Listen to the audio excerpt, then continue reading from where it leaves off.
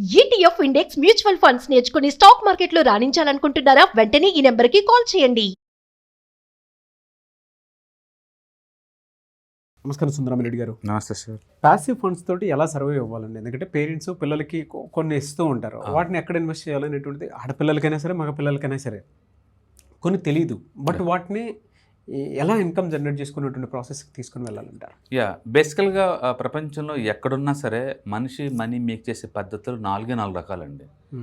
ఒకటి జాబ్ చేసుకుని money make చేయడం అనేది, అది చాలా ఈజీ రూట్. క్వాలిఫికేషన్ తగ్గట్టు మన జాబ్ ఎత్తుకొని మనీ జనరేట్ చేస్తూ ఉంటాం, అదొక పద్ధతి. రెండోది క్యాపిటల్ కనుక మీ దగ్గర ఉందనుకోండి, క్యాపిటల్ చేత వర్క్ చేయించుకోవడం. ఎగ్జాంపుల్, నా దగ్గర 1 crore ఉందనుకోండి, బ్యాంకులో వేసారంటే ఫిక్స్డ్ డిపాజిట్ నాకు మంత్లీ ఒక 50,000 దాకా వస్తూనే ఉంటుంది తరతరాలు. ఇంకా సో నాకు క్యాపిటల్ చేత వర్క్ చేయించుకోవటం రెండోది. మూడోది ఆర్బిట్రేషన్. ఎక్కడైనా తక్కువ రేటుకి వస్తువులు వస్తే అక్కడ కొనేసేసి ఎక్కువ రేటు ఉన్న చోట పోయి అమ్ముకుంటాను.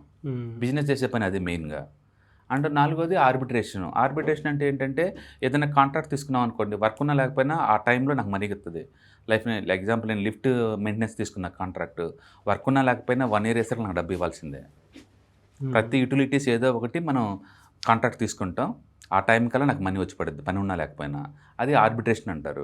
అంటే ప్రపంచంలో మీరు చూసే ప్రతి వ్యక్తి వాళ్ళకి ఇన్కమ్ వస్తుంది అంటే జాగ్రత్తగా చూస్తే ఈ 4 ఒకటై ఉంటుంది. ఇప్పుడు ఇందులో మీరు చెప్తుంది ఏంది? వర్క్ చేయకుండా మనీ సంపాదించడం. అంటే ఫస్ట్ది లేబర్ కాదు, రెండోది అనమాట.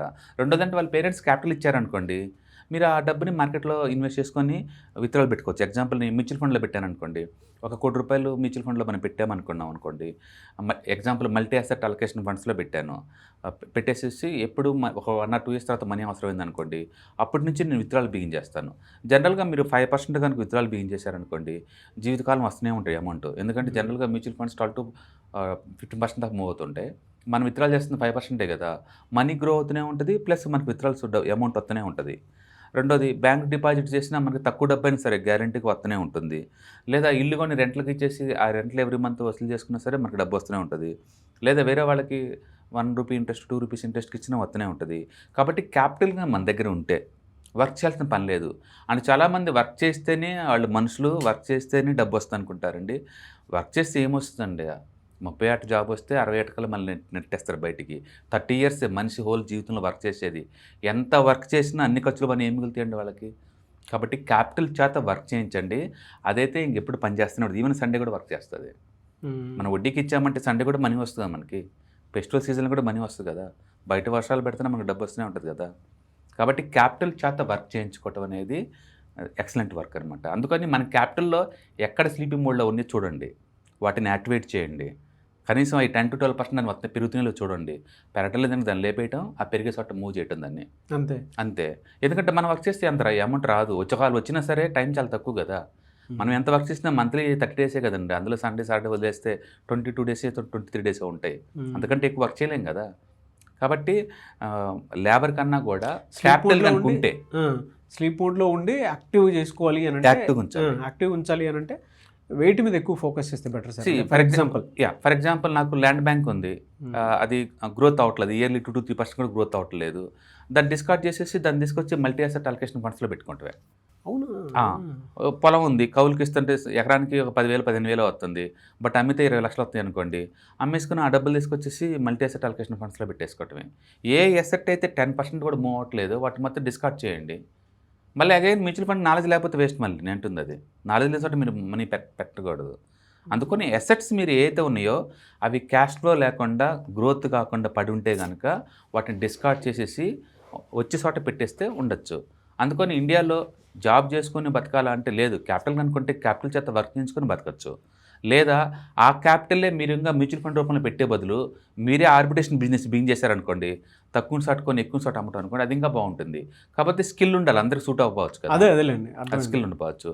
అందుకని మీరు సొసైటీలో ఎవరైనా వెతకండి, ఎవరైనా మనీ మేక్ చేస్తున్నారంటే ఖచ్చితంగా ఈ 4 categoryలో ఒక కేటగిరీ ఉంటుంది వాళ్ళు చేసే పని. ఎక్కువ శాతం బిజినెస్లో అనేది ఆర్బిట్రేషన్ అదంతా కూడా. అవునవునండి. కాబట్టి క్యాపిటల్ చేత వర్క్ చేయించుకోవటం అనేది అన్నిటికన్నా ఇది బెటర్ అనమాట. అందులో ఇండియాలో బోల్డ్ అని ఉన్నాయి. వడ్డీకి ఇచ్చుకోవటాలు, ఇల్లు కొని రెంట్కి ఇచ్చుకోవటాలు, రీట్స్లో ఇన్వెస్ట్ చేసుకోవటాలు, మ్యూచువల్ ఫండ్లో పెట్టి SWP ద్వారా విత్డ్రాల్ చేసుకోవటాలు, ఏది లేదనుకుని ఇంటి పక్కన బ్యాంక్ ఏదైనా ఉందనుకోండి డిపాజిట్ చేసేసి మంత్లీ ఇన్కమ్ పెట్టుకోవటాలు. గుడ్. కాబట్టి జీవితకాలం తరతరాలు వస్తూనే ఉంటాయి. కాబట్టి సేఫ్టీ దగ్గర నుంచి రిస్క్ అసెట్స్ వరకు బోల్డ్ అని ఉంటాయి. మన క్యాపిటల్ చేత వర్క్ చేయించుకుంటే సరిపోద్దండి. అందుకని మీరు జాబ్ లేదు అనుకుంటే కనీసం మీ పేరెంట్స్ ఇచ్చిన క్యాపిటల్ అనుకుంటే దాని చేతనే వర్క్ చేయించండి. దాంతో ప్యాసివ్ ఇన్కమ్ సంపాదించుకొని బతకచ్చు. ఇవాళ రేపట్లో యాక్చువల్గా అర్లీ స్టేజ్లోనే ఫాస్ట్గా డబ్బు సంపాదించేసి రిటైర్మెంట్ అవ్వడం అనేది చాలా ప్యాషన్ అయిపోయింది. మనం కనుక జాగ్రత్త తీసుకున్నాం అనుకోండి, ఐఐటీలో చదివిన వాళ్ళు కొంతమంది అందరూ పెద్ద పెద్ద కంపెనీలు సీఈఓలు అయ్యారు. ఎగ్జాంపుల్ గూగుల్, ట్విట్టర్ కానీ, లేకపోతే కోకోలా, పెప్సీ కానీ, జిరాక్స్ కానీ, ఈ కంపెనీలు సీఈఓస్ మన ఇండియన్స్ వాళ్ళే, అందరూ ఐఐటీ క్యాండిడేట్సే. ఇంకోవైపు చూసారనుకోండి, రామకృష్ణ మఠం సీఈఓ, ఇస్కాన్ టెంపుల్ సీఈఓ, వీళ్ళందరూ కూడా మళ్ళీ ఐఐటీ నుంచి వచ్చిన వాళ్ళే. అంటే కాబట్టి వాళ్ళు అన్ని రకాల మనుషులు హైలీ ఇంటెలిజెన్స్ అయినా సరే వాళ్ళకి తగ్గట్టు ప్రొఫెషన్ వాళ్ళు చూజ్ చేసుకొని ఫైనాన్షియల్ ఫ్రీడమ్ తెచ్చుకుంటున్నారు. Great sir. కాబట్టి మనం వర్క్ చేయకపోయినా డబ్బు చేత వర్క్ చేయించుకొని సరే మనం సర్వైవ్ అవ్వచ్చు అంటున్నాను. ఫెంటాస్టిక్ అండి. థ్యాంక్ యూ అండి. Thank you so much sir. Hi, markets చాలా వాలటిలిటీ ఉన్నాయని భయపడుతున్నారా? మార్కెట్ ఆల్ టైమ్ హైలో ఉందని దూరంగా ఉండాలనుకుంటున్నారా? ఏది రైట్ టైం మార్కెట్లో ఎంటర్ అవడానికి, ఏది బెస్ట్ టైం మార్కెట్లోంచి బయటకు పోవడానికి తెలుసుకోవాలనుకుంటున్నారా? మార్కెట్లో mutual funds, ETFs, index funds ద్వారా మనీ మేక్ చేద్దాం అనుకున్నారా? ఇలాంటి మీ డౌట్స్ కి క్లారిఫికేషన్ కోసం ఈ webinar ETFs, index funds and mutual funds కోర్సులో జాయిన్ అవ్వండి. మీ డౌట్స్ క్లారిఫికేషన్ చేసుకోండి.